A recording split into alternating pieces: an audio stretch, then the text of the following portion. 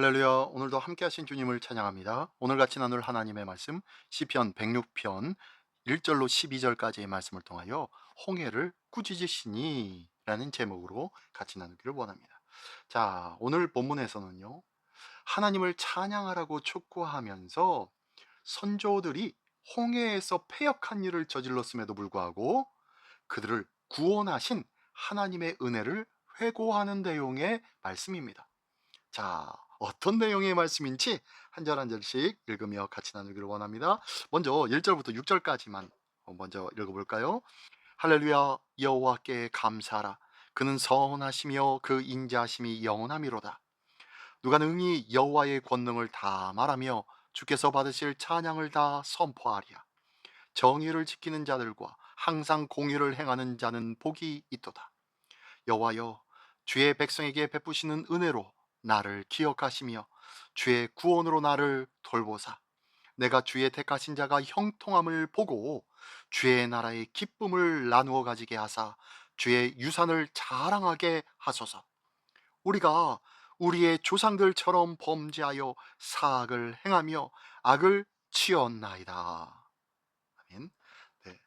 자, 오늘 본문의 말씀 1절부터 3절까지의 내용에서는요.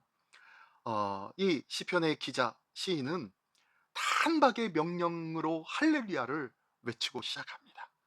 자, 자신의 고백일 뿐만 아니라 청중을 향한 명령인 거예요. 이건 할렐루야 뜻이 뭐죠? 예, 하나님을 찬양하라 라는 명령이죠. 예, 이유보다 명령을 앞세우는 까닭은 찬양의 이유를 사람이 다 헤아릴 수 없기 때문입니다. 그뿐만 아니라 찬양하는 것이 사람에게, 우리에게 유익하기 때문이죠. 그래서 명령부터 하는 거예요. 사람이라면 이유에 근거한 칭찬과 박수가 돌려져야 마땅할 것이에요. 하지만 내가 알지도 못하는 순간에도 하나님은 끊임없이 은혜를 베푸시는 분이시기에 찬양의 이유를 따지지도 않습니다. 찬양의 이유를 따지는 일보다 찬양하는 일 그 자체가 먼저라는 거예요. 우리 하나님은 어떤 분이십니까? 나의 찬양이 아니더라도 이미 영화로우신 그 하나님이세요. 나를 위해 찬양할 기회를 주고 기다리고 계시다는 것을 기억하십시오. 누구를 위해? 나를 위해. 이게 바로 하나님의 은혜지요. 하나님께서 나에게 당신의 그 거룩하신 그 분을 찬양할 기회를 주는 거예요. 이 놀라운 은혜와 이 놀라운 자격 주심에 감사할 수 있는 우리 모두가 되기를 원합니다. 또한 4절부터 6절까지의 말씀에 보면요, 하나님의 백성에게는 간구할 자격이 있다고 말씀하고 있어요. 시인은 어, 언약의 하나님을 상기시키는 여호와여 여호와여 외치면서 하나님의 백성에게만 베풀어지는 은혜를 간구합니다. 나를 기억하시며 구원으로 돌보시고 택하신 자의 형통과 주의 나라의 기쁨과 주의 유산을 자랑하는 일에 참여하게 해달라는 요청이죠. 비록 선조들의 죄와 자신의 죄로 말미암아 비참한 상황에 처해 있기도 하지만 이 시인은요, 다시 한번 약속의 신실하신 하나님을 부르짖고 있는 거예요. 그러면서 현실의 어려움을 초래한 것은 우리 자신이지만 다시 하나님께 은혜를 구하는 것이 그분의 백성에게 있는 특권임을 강조하고 있습니다. 우리에게 주신 하나님의 특권을 믿으며 오늘도 다시 한번 구하기를 원합니다. 나는 과거의 죄 때문에 하나님 앞에 나아가기를 망설이고 있었진 않습니까? 그랬던 순간은 없었습니까? 하나님은 그럼에도 불구하고 우리를 기다리며 우리의 모든 죄를 토로할 때에 우리의 모든 죄를 씻어주시기를 원하시는 하나님이심을 믿으시기 바랍니다.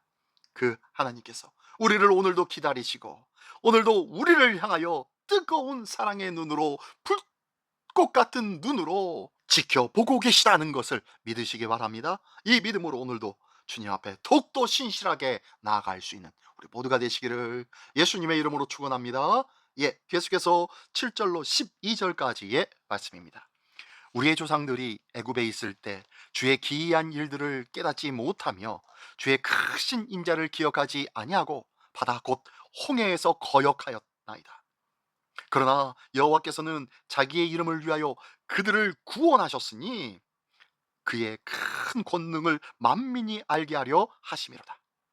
이에 홍해를 꾸짖으시니 곧 마르니 그들을 인도하여 바다 건너가기를 마치 광야를 지나감 같게 하사 그들을 그 미워하는 자의 손에서 구원하시며 그 원수의 손에서 구원하셨고 그들의 대적들은 물로 덮으심에 그들 중에서 하나도 살아남지 못하였도다.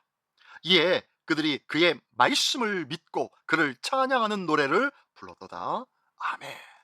자, 이 7절부터 12절까지의 내용 속에서는요, 그 놀라웠던 하나님의 역사인 홍해 도화 사건을 다시 한번 되뇌이며 하나님을 찬양하고 있습니다. 믿음은 홍해를 가르는 것이 아니라 그 갈라진 홍해를 걷는 일이라는 것을 기억하십시오. 시인은 출애굽 당시 가장 긴박했던 상황을 다시 한번 조명해 보여주고 있습니다. 앞으로는 홍해가 가로막고 있고 뒤에는 애굽의 군사들이 쫓아오고 있습니다. 하나님은 홍해를 광야처럼 마른 땅으로 만들어 길을 내신 하나님이신 줄 믿습니다. 이스라엘 백성이 여기에서 할 일은 여전히 깊어 보이고 물이 다시 덮칠지도 모른다는 두려움을 떨쳐버리는 일이에요. 그리고 그 깊음 위에 걷는 일, 그 깊음의 홍해 바닥을 저벅저벅 걸어 나가는 일이라는 것이죠. 구원은 홍해 이쪽에서 저쪽으로 옮기는 마술 같은 방식으로 일어나지 않았습니다. 하나님께서 내신 그 구원의 길을 믿고 신뢰하며 직접 자기의 발로 걸어가게 하신 것이죠.